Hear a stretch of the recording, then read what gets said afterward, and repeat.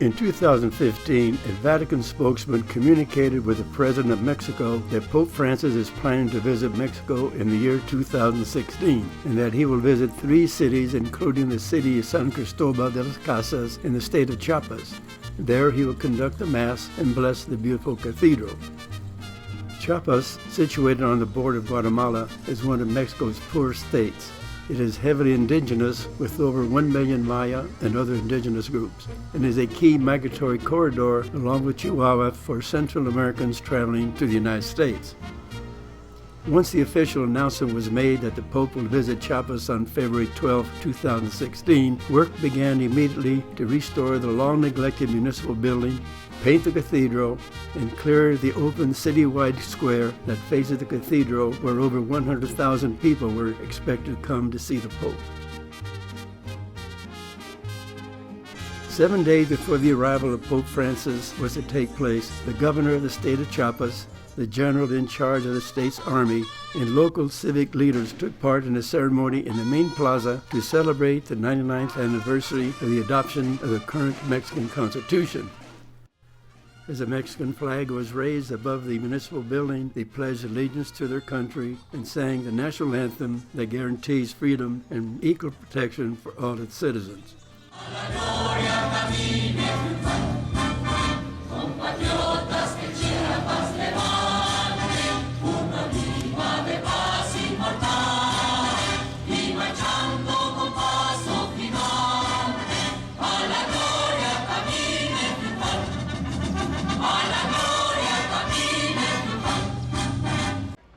"40 feet from where the civic leaders were holding their ceremony, a large contingent of Mexico's Communist Party began setting up camp.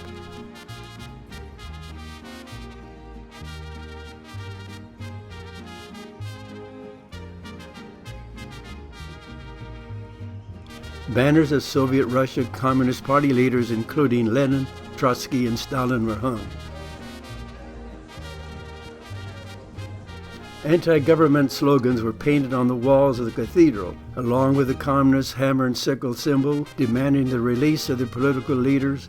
A slogan on the wall reads, "There is no president and the Pope is not the answer. We demand justice." The Zapatistas, identified with a star, also camped in front of the cathedral.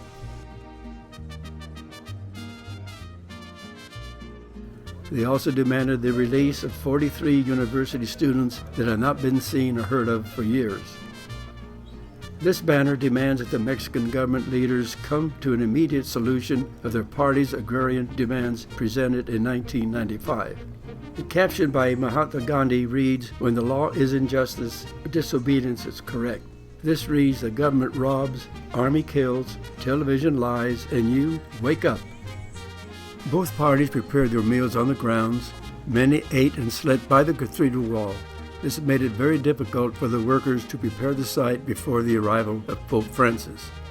It was interesting to observe that while the communists and Zapatistas carried out their demands with bullhorns, plaques, and songs, life was carried out as usual, with school children attending Mass during school day, people being photographed with a replica of Pope Francis, a nun interviewed by a news reporter, street performers,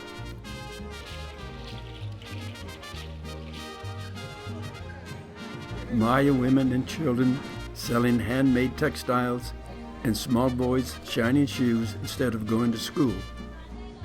That afternoon, a platoon of 40 federal police wearing riot gear were brought into the main plaza directly across from the cathedral.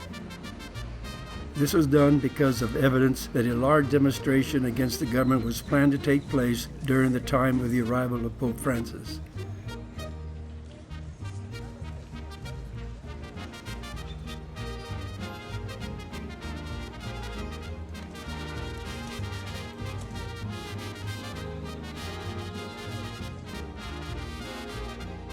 Six before the arrival of the Pope, the Army General ordered the Communist Zapatistas to break camp and leave within the hour, or they will be forced to leave.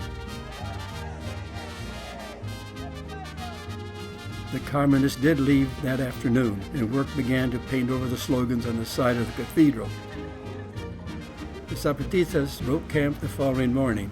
Torn tents that were left behind by both groups were destroyed.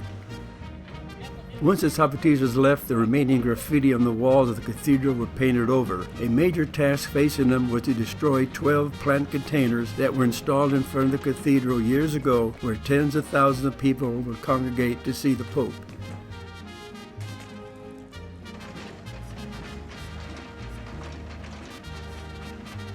Many workers with a variety of skills were brought in to successfully carry out the demanding task of preparing the total central area before the arrival of the Pope.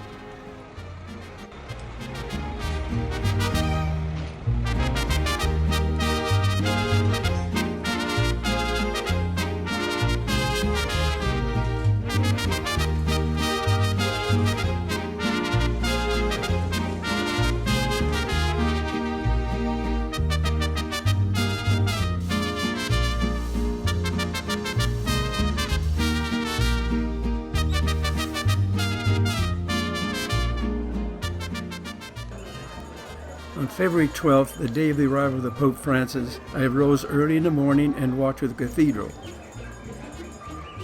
I placed myself in a position in the plaza that faced the side of the cathedral at 7 o'clock in the morning, hoping that I would be able to record the arrival and departure of the Pope. The crowds also began to arrive early in the morning by the tens of thousands. I stood in that one spot for 8 hours without being able to take a step in any direction because of the huge crowds, and waited. 5 hours later, at noon, Pope Francis arrived in his Pope-mobile. I focused the camcorder on him and then waited for another 3 hours to capture his departure. In the meantime, teenage girls led cheers in the Pope's name. One that they sang often is Francisco Hermano Ya Es Mexicano. Translated into English is, Brother Francis, you are now a Mexican.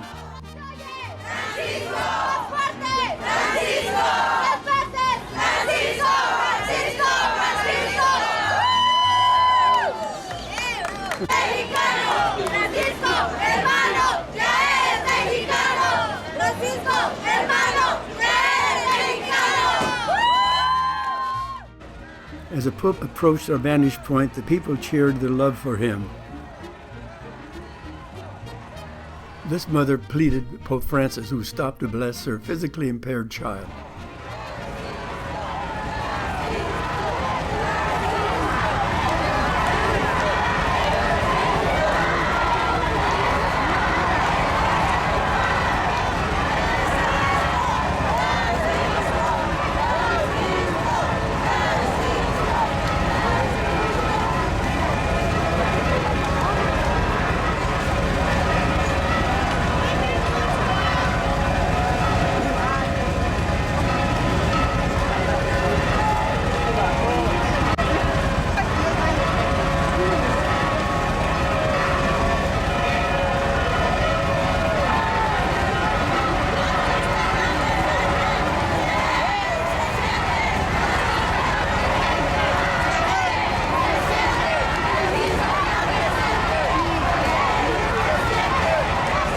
To see and to be able to record Pope Francis, spiritual leader of 1.2 billion Catholics, is an experience that I will never forget.